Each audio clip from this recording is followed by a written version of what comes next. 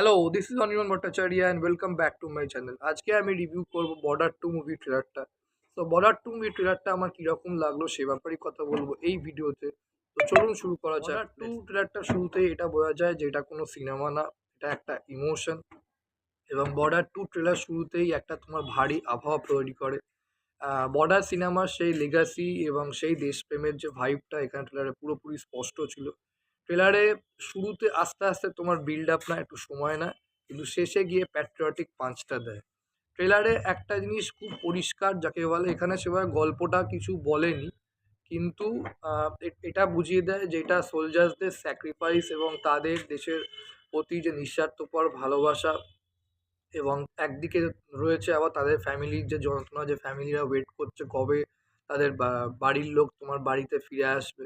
তো যেমন একদিকে যেমন বর্ডারে তোমার তারা লড়াই করছে দেশের জন্য, তেমনই তারা বাড়ির লোকজনরাও বলবো নিজেদের সাথে লড়াই করছে, নিজেদের ইমোশনের সাথে লড়াই করছে, কবে তাদের পরিবারের লোক যারা তোমার বর্ডারে গেছে যুদ্ধ করতে দেশের জন্য তারা বাড়ি ফিরে আসবে। তো এ তো এই প্যারালাল ইমোশনটাই আমি বলব ট্রেলারের মেইন ব্যাকবোন, এবং এই ইমোশনটাকে খুব সুন্দরভাবে দেখিয়েছে। ভালো করে দেখবেন যে ট্রেলারে যে ৩ টে ইম্পোর্টেন্ট ক্যারেক্টার, যেমন বরুণ ধাওয়ান বা তোমার আহান শেট্টি, তারপর তোমার সরি ভুল বললাম, আতিথা শেট্টি ওর নাম, সুনীল শেট্টির ছেলে, অ্যান্ড দেন হচ্ছে দিলজিৎ। তো এরা ৩ জন কিন্তু আলাদা, আলাদা তোমার রয়েছে। দিলজিৎ যেমন এখানে ইন্ডিয়ান এয়ার ফোর্সের পাইলট, ওদিক থেকে ও নেভিতে রয়েছে তোমার আতিথা শেট্টি, আর বরুণ ধাওয়ান হচ্ছে আর্মি মেজর। তো এই ৩ জনে যে প্রত্যেকেই ৩ জনে যখন চলে যাচ্ছে যাকে বলে তোমার বর্ডারে যুদ্ধ করার জন্য, তাদের বাড়ির লোকজনরা, বাবা-মা, তাদের স্ত্রীরা কতটা তখন সেই সময় চিন্তায় রয়েছে। যার জন্য বরুণ ধাওয়ানের ডায়ালগটাও খুব সুন্দর যাকে বলে যে, "ফিরে তো আসবোই" এই হচ্ছে ব্যাপার। মানে নয় আ যেরকম গেছি অক্ষত অবস্থায় ফিরে আসবো, আর নইলে মারা যাবো ঠিক কিন্তু অমর হয়ে ফিরে আসবো। কিন্তু ফিরে তো আসবো। তো এই ডায়ালগগুলো খুব সুন্দর আমি বলব। সিনেমাটার যে এডিটিংটা বেশ ভালো হয়েছে। যেটা বললাম ১ম এ একটু ট্রেলারটা যেভাবে শুরু হয় যে এয়ার ফোর্সের তোমার পাইলট দিলজিৎ ফাইটিং করছে। দেন তারপর ৩ জনই ৩ জনের দিক থেকে দেখাচ্ছে ইনজিওর্ড হয়ে গেছে।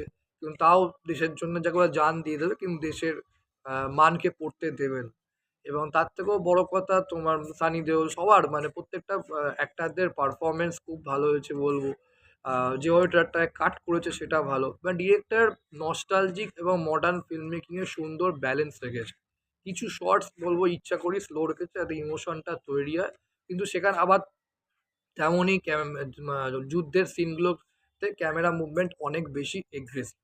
তো বর্ডারের 1997 এর লিগেসি সম্মান রাখার জন্যই নতুন প্রজন্মের জন্য এই সিনেমাটিক ট্রিটমেন্ট। ব্যাকগ্রাউন্ড মিউজিক আমি বলব খুবই ভালো।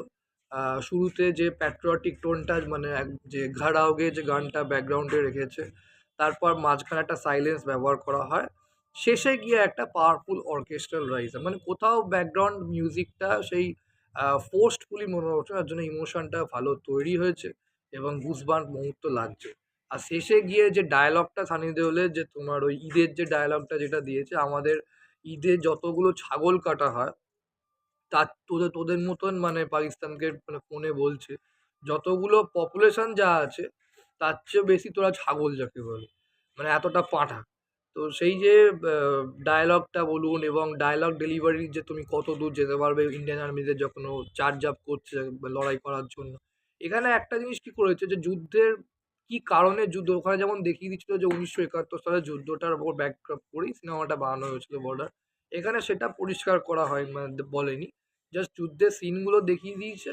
আর সোলজার্সদের যে কতটা কমিটমেন্ট থাকে দেশের প্রতি এবং তাদের আ কি লেভেলের যাকে বলে পরিশ্রম এবং কি লেভেলের স্যাক্রিফাইস থাকে সেইটা দেখিয়েছে।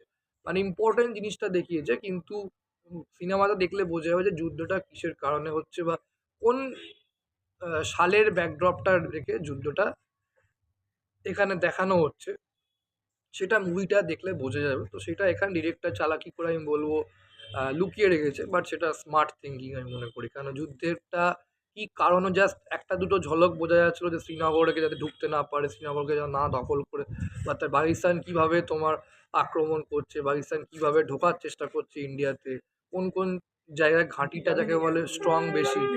তো সেইটা আ মেইন পাকড়াও করতে পারলেই যাকে বলে ইন্ডিয়াকে দখল করে নিতে পারবে। তো সেইগুলো বলেছে, কিন্তু কোন সালের যুদ্ধটা বলেনি। বাট স্মার্ট থিঙ্কিং আমি মনে করি। ভিএফএক্স থেকে বোঝা যাচ্ছে অনেক বড় স্কেলে হয়েছে।